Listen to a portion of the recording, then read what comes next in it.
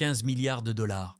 Un chiffre assez colossal pour bâtir des écoles, des hôpitaux, des routes ou pour ensevelir un avenir entier sous intérêts composés. À Ouagadougou, la somme résonne dans chaque couloir du ministère des Finances, jusqu'au jour où Ibrahim Traoré rompt le silence.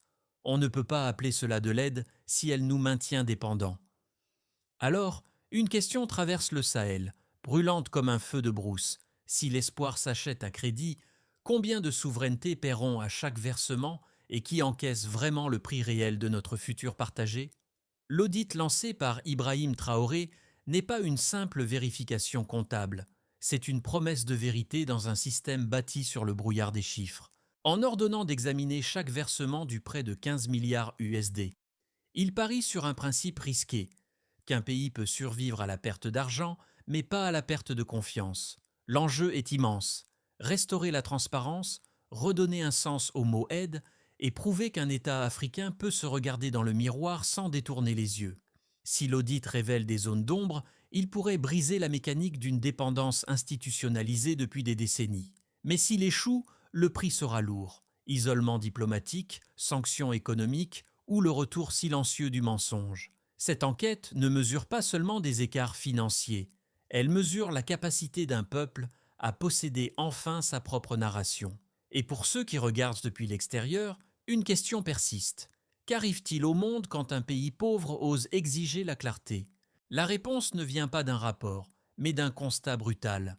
Plus de 1,2 milliard de dollars se sont évaporés sous le nom élégant de consulting et assistance technique. Ces termes, si familiers dans les couloirs de la coopération internationale, cachaient une réalité plus troublante, des résultats invisibles, des projets fantômes et une dépendance soigneusement entretenue. C'est là qu'Ibrahim Traoré a frappé fort. En ordonnant une vérification intégrale des fonds du FMI, il a transformé un soupçon murmuré en un acte de souveraineté. Ce geste, à première vue administratif, s'est vite révélé être une secousse politique et morale. Pour la première fois, un État africain exigeait de retracer chaque dollar, non pour accuser mais pour comprendre. Les années précédentes avaient pourtant été tapissées de promesses, des 62 projets actifs annoncés, des hôpitaux, des routes, des écoles. Mais sur le terrain, rien ne bougeait. Les villages restaient plongés dans la poussière, les chantiers s'arrêtaient aux fondations et les plans ministériels se perdaient dans les acronymes. Ce contraste entre chiffres et réalité a donné naissance à ce qu'un économiste local a appelé l'empire de papier, un monde où la prospérité existait uniquement dans les PDF et les PowerPoint. Cette prise de conscience a agi comme un révélateur chimique. Soudain, les citoyens ont compris que le problème n'était pas la corruption classique, mais la structure même du système d'aide. Les prêts s'enchaînaient, les rapports s'accumulaient, et pourtant la pauvreté persistait, plus propre, plus réglementée, mais toujours présente. Ainsi naquit la véritable question. Le développement international est-il encore un outil d'émancipation, ou bien la forme la plus sophistiquée de tutelle économique? Dans le tumulte des annonces officielles, une voix discrète incarne la réalité du terrain. Fatou, institutrice à Kaya, raconte qu'elle enseigne encore sous un toit fissuré, sans électricité ni manuel. Pourtant, sur les documents de coopération, son école figure comme modernisée à 92%. Ce paradoxe résume tout. Des progrès impeccables sur papier, une stagnation implacable dans la vie réelle. À ses côtés, un fonctionnaire du ministère, parlant sous anonymat, confie que les budgets alloués ne se transforment jamais en actions concrètes. Chaque audit interne s'arrête au bord du gouffre, dit-il. On découvre des anomalies, mais jamais de coupables. C'est dans ce climat de lassitude et de non-dit qu'est apparue la décision d'Ibrahim Traoré. Non comme un geste de rupture idéologique, mais comme un acte de réalisme. Pour comprendre la crise, il fallait commencer par regarder dans le miroir, même si le reflet dérangeait. Les premières équipes d'audit ont alors ouvert les registres des ministères, des centaines de pages tamponnées, impeccables, mais dépourvues de résultats mesurables. Ce qu'elles ont trouvé n'était pas une fraude spectaculaire, mais un vide structurel. Les projets existaient, mais seulement en langage technocratique. L'aide internationale, censée construire, s'était transformée en vocabulaire administratif. Et dans ce contraste saisissant entre chiffres et poussière, une conclusion s'impose. Avant de réformer le pays, il faut réapprendre à nommer les choses telles qu'elles sont. Tout a commencé un matin calme à Ouagadougou. Pas un discours, pas un drapeau, mais une signature. Un ordre présidentiel, bref et sec, audit intégral des fonds liés au FMI. Aucun ministère exempté. En quelques heures, le document s'est propagé comme une onde électrique dans tout l'appareil d'État. 12 ministères, 36 agences, 400 comptes projets, tous sommés de livrer leur rapport en 72 heures. Au départ, l'administration a cru à un symbole, mais très vite, les signes ont changé de nature, des disques durs effacés, des serveurs en maintenance, des démissions pour raisons personnelles. Le silence s'est épaissi, puis la peur a pris racine. Ce n'était plus une vérification, c'était une dissection. Chaque transfert, chaque consultation, chaque contrat devait être retracé. Et pour la première fois, Ibrahim Traoré ne parlait pas d'indépendance politique, mais d'indépendance comptable. L'effet domino a été immédiat. Les partenaires étrangers, d'abord rassurants, ont soudain changé de ton. Un diplomate européen, off record, a prévenu. La transparence, oui, mais pas au point d'effrayer les investisseurs. Le FMI a publié un communiqué prudent, saluant l'engagement pour la bonne gouvernance, tout en évoquant le risque de politisation. En langage diplomatique, cela signifiait une seule chose: l'audit allait trop loin. Dans la rue, pourtant, c'était l'inverse. Les taxis affichaient des autocollants. Où est passé l'argent? Les étudiants diffusaient sur TikTok des vidéos pédagogiques expliquant les clauses du prêt. Les enseignants organisaient des débats dans les classes. L'audit s'était transformé en réveil collectif. Une nation entière découvrait que la souveraineté ne se perdait pas par les armes, mais par les formulaires. Puis, une vague de choc a déferlé. Au bout d'une semaine, les premiers chiffres tombèrent. Près de 2,8 milliards USD introuvables, des flux passés par des sociétés écrans à Luxembourg et à Dubaï. Les médias occidentaux parlèrent de crise de confiance. En Afrique, on parla de renaissance. Dans les cafés de Bobo Dioulasso, on répétait la phrase du président: « On ne peut pas guérir une plaie en la cachant ». Les puissances financières, elles, restaient nerveuses. Des réunions d'urgence furent convoquées à Genève, Paris, Washington. Le mot Burkina Faso revenait dans tous les télégrammes. Mais l'onde avait déjà traversé les frontières. Au Niger, au Ghana, au Sénégal, les hashtags Ijalera Audit for Africa et Where did the money go dépassèrent les 80 millions de vues. Ce qui était une affaire d'État était devenu un mouvement continental. Et dans ce tumulte, une certitude s'imposait. La révolution d'Ibrahim Traoré ne se menait pas dans la rue, mais dans les chiffres. Car la vérité, quand elle circule librement, devient la forme la plus dangereuse du pouvoir. Avant l'audit, les chiffres semblaient rassurants.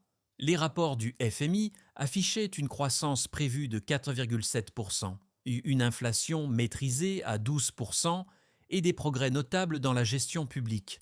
Sur papier, le Burkina Faso paraissait sur la voie de la stabilité. Mais la réalité, une fois les données croisées, a raconté une autre histoire. La croissance effective n'a jamais dépassé 2,3%, tandis que l'inflation atteignait 17%. Le delta entre promesses et résultats n'était pas un simple écart statistique. C'était le fossé entre un pays vivant et un pays administré depuis l'extérieur. Les auditeurs ont découvert que sur les 15 milliards USD prêtés, plus de 1,2 milliard avaient été engloutis dans des frais de conseil sans livrable identifiable. Un autre 2,8 milliards avait transité par des comptes de sous-traitants basés à Genève, Abidjan et Luxembourg, souvent des sociétés sans employés permanents. Et le plus troublant, près de 480 millions USD alloués à des programmes de renforcement des capacités ne correspondaient à aucun projet tangible sur le terrain. Ces trois chiffres, mis côte à côte, formaient le noyau dur du scandale. Pour les analystes burkinabés, ce delta financier révèle la vraie structure du problème. L'argent n'a pas disparu, il a simplement changé de forme. Il s'est dissous dans la technocratie, transformé en audit interne, mission d'experts ou évaluation indépendante sous-traitée à des cabinets étrangers.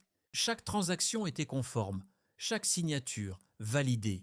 Rien d'illégal, tout d'irréel. Ibrahim Traoré a compris que le cœur du système n'était pas la corruption individuelle, mais la dépendance systémique.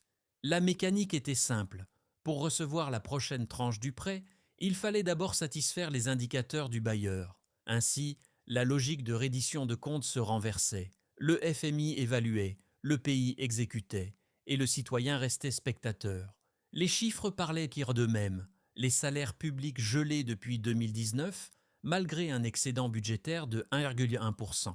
Les importations d'équipements médicaux réduites de 38% pendant la pandémie. Et une fuite de 32% de la jeunesse diplômée vers la diaspora, signe d'une économie sans horizon. Ces données, une fois publiées, ont produit un effet plus puissant que n'importe quel discours. Elles ont transformé l'audit en miroir. Derrière chaque pourcentage, il y avait un visage, celui d'un professeur non payé, d'un ingénieur exilé, d'une infirmière sans matériel. Et c'est là, dans cette accumulation froide de chiffres et de destins, que la rupture est née. La vérité ne criait pas. Elle comptait. Et chaque décimale devenait une balle de vérité tirée sur des décennies d'hypocrisie économique. Face à cette secousse, deux visions s'affrontent. Les institutions internationales défendent l'idée que l'audit, bien qu'utile, ne doit pas devenir une arme politique. Selon elles, l'aide étrangère a sorti des millions de personnes de la pauvreté, et le Burkina Faso n'aurait pas survécu sans ce filet de sécurité. Pour ces experts, les lenteurs et les coûts administratifs sont le prix à payer pour la stabilité et la transparence multilatérale. Sans cadre macroéconomique solide, disent-ils, aucun pays ne peut attirer d'investisseurs. Mais les économistes africains opposent un contre-argument lucide. Ils affirment que la transparence ne peut exister sans symétrie. Comment parler d'équilibre quand ceux qui prêtent fixent aussi les critères d'évaluation, quand chaque clause de prêt impose des limites à la dépense publique tout en exigeant des réformes structurelles qui étranglent les services essentiels. Un chercheur de l'université de Ouagadougou résume ainsi: « On nous apprend à remplir des formulaires avant d'apprendre à remplir nos écoles. » Au milieu de ces visions contraires, Ibrahim Traoré se tient sur une ligne étroite. Ni nationaliste aveugle, ni populiste de circonstance, il incarne la position la plus fragile, celle de celui qui veut coopérer sans se soumettre. Son discours n'accuse pas le FMI de vol, mais de myopie. « Ce n'est pas l'aide que je conteste », a-t-il déclaré, « c'est l'idée qu'elle puisse exister sans responsabilité réciproque. » Cette phrase a divisé les chancelleries. Certains y ont vu une menace, d'autres un réveil moral. Mais dans les rues, elle a provoqué un écho inattendu. Pour la première fois, les citoyens se sont sentis partie prenante du débat économique. Ce n'était plus une querelle de techniciens, mais une conversation nationale sur la dignité.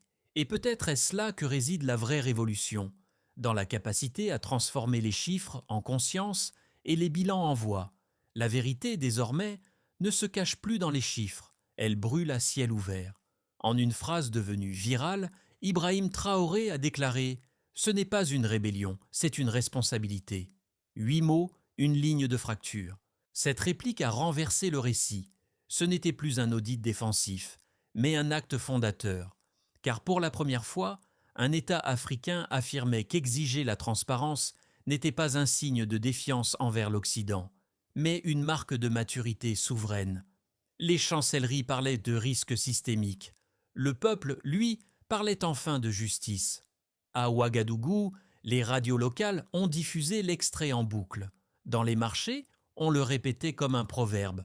Dans les écoles, les professeurs demandaient à leurs élèves « Si lui peut poser la question, pourquoi pas nous ?» Le récit s'est transformé en un pivot. L'audit a cessé d'être un événement national pour devenir une idée contagieuse. Une contagion d'esprit, une épidémie de lucidité. Et dans cette clarté nouvelle, un frisson parcourt le continent.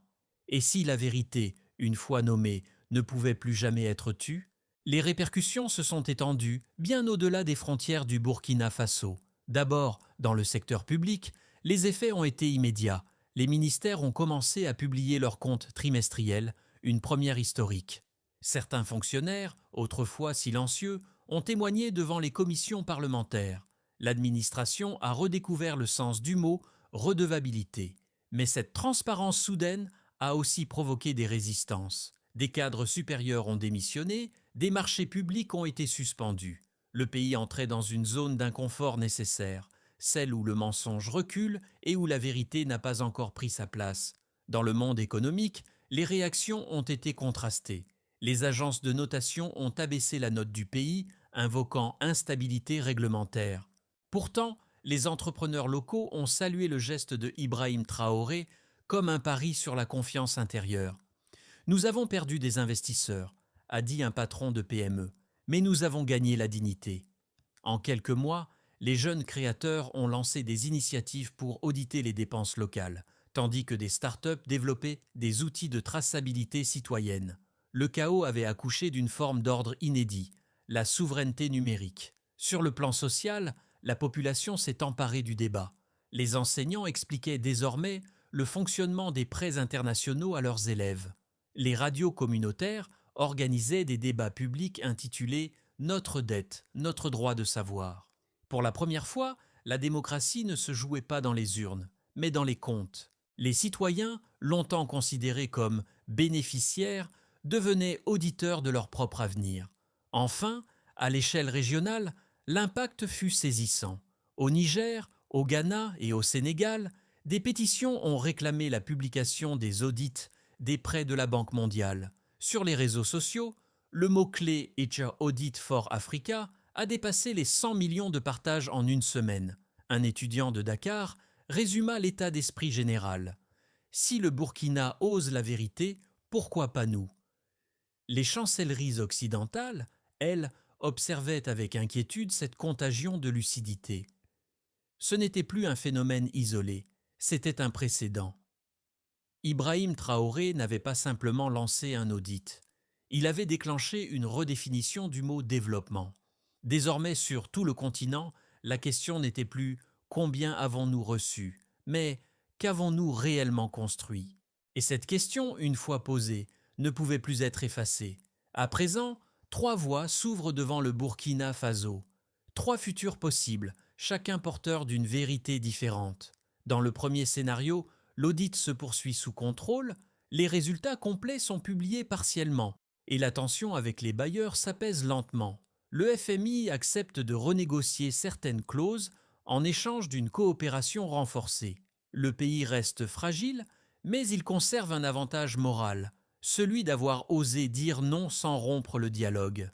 Dans ce cas, la réforme administrative deviendrait un modèle discret, copié mais rarement reconnu.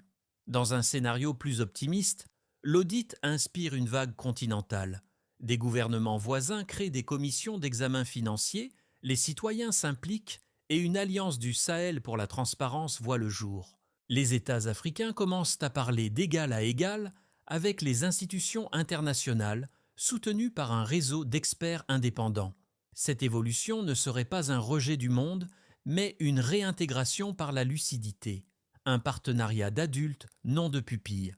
Dans ce scénario, le Burkina Faso deviendrait le laboratoire d'une nouvelle souveraineté africaine, fondée sur la vérité des comptes. Dans le scénario le plus sombre, les pressions extérieures s'intensifient, les financements se figent et les sanctions voilées s'accumulent. Les projets d'infrastructures s'arrêtent, l'inflation s'emballe et la population s'impatiente. L'audit se mue alors en symbole tragique, celui d'une vérité trop lourde pour être supportée seule. Mais même dans cette hypothèse, quelque chose d'irréversible subsisterait, une conscience nouvelle. Un peuple qui a appris à poser la question « Où est passé l'argent ?» ne l'oublie jamais. Et si l'histoire hésite encore entre ces 3 chemins, une constante demeure. Tant que la vérité circule, le mensonge n'est plus maître du jeu. Ibrahim Traoré, dans son pari audacieux, a placé la barre là où aucun technocrate n'aurait osé, entre la transparence et la survie. Et c'est peut-être là que se joue le destin du continent tout entier. Au-delà des chiffres et des scénarios, cette histoire parle d'une chose intime, la confiance. Dans chaque foyer burkinabé, l'audit d'Ibrahim Traoré a réveillé quelque chose qu'aucun prêt ne pouvait acheter, le sentiment de dignité. Les conversations ne tournent plus autour de la misère, mais de la responsabilité. Un vendeur de rue à Ouagadougou l'a résumé simplement « Nous ne voulons plus de miracles, seulement des comptes clairs ». Pour les jeunes générations, cette transparence est devenue un idéal. Dans les écoles, on apprend à lire les budgets comme autrefois on lisait les poèmes. Dans les universités, les étudiants comparent les contrats publics, débattent des taux d'intérêt, questionnent les mots. La politique a quitté les tribunes pour s'inviter dans les salles de classe, dans les marchés, dans les radios communautaires. Pour la diaspora, c'est une réconciliation morale. Ceux qui étaient partis pour survivre regardent à nouveau leur pays avec fierté. Ils ne voient donc plus un État mendiant, mais une nation qui ose parler le langage du monde, celui des faits, des preuves, des bilans. Et cette fierté-là devient contagieuse. Car en réalité, cette histoire dépasse le Burkina Faso. Elle interroge chaque citoyen, en Afrique ou ailleurs, jusqu'où sommes-nous prêts à tolérer les mensonges faits au nom du progrès? Et que vaut un développement qui oublie la vérité? Le geste d'Ibrahim Traoré ne cherche pas à humilier le monde, mais à le rallier à une idée simple. Le respect naît de la transparence, pas de la dépendance. L'audit n'est que la première étape. Pour transformer l'essai, Ibrahim Traoré et son équipe doivent inscrire la transparence dans la durée. 5 leviers ont été esquissés pour y parvenir.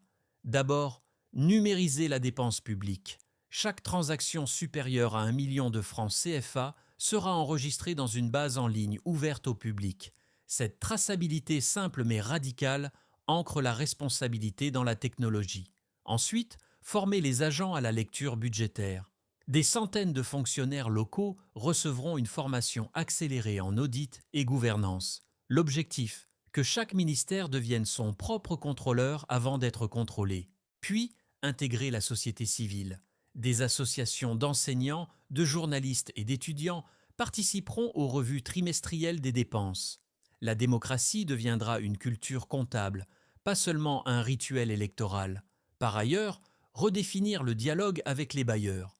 Traoré veut passer d'un modèle de conformité à un modèle de partenariat. Nous ne demandons pas moins d'aide, nous demandons mieux d'aide. Cette phrase, déjà reprise à l'Union africaine, trace la ligne d'une nouvelle diplomatie du contrôle.